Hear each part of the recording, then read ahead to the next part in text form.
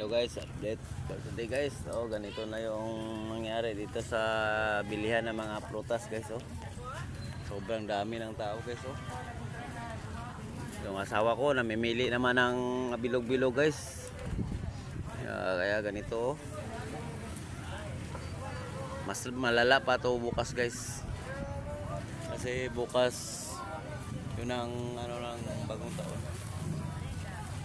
Sobrang traffic yan guys sa likod.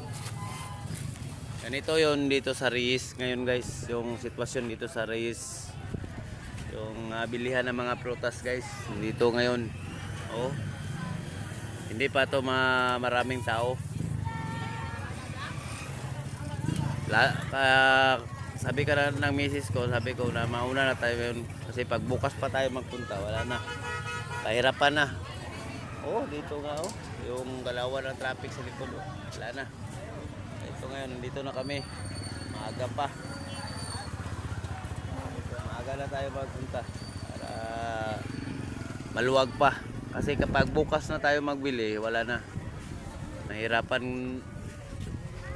sa sobrang dami ng tao guys. Ngayon, medyo kunti pa yung mga tao guys, pero itong iba nakaalam na yung gagawin nila, namili agad ng mauna para bukas wala na, nakarelax ka na sa bahay. Kaya ngayon inunahan namin, kaya sabi ko ng misis ko na ngayon na magbili na ka kung ano yung gustong bilhin mo kasi mahirap na bukas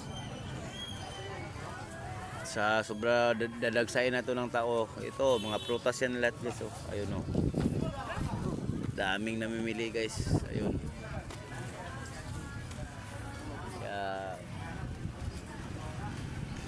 Ayan, anong oras na ngayon? Alas 4. Dito kami. Sa likod ko yung mga tabing pila, yung mahaba yung pila guys. Yung traffic. Ngayon pa lang yan. Iwan ko lang bukas. Okay guys. Dito na sila guys. Okay. Thank you.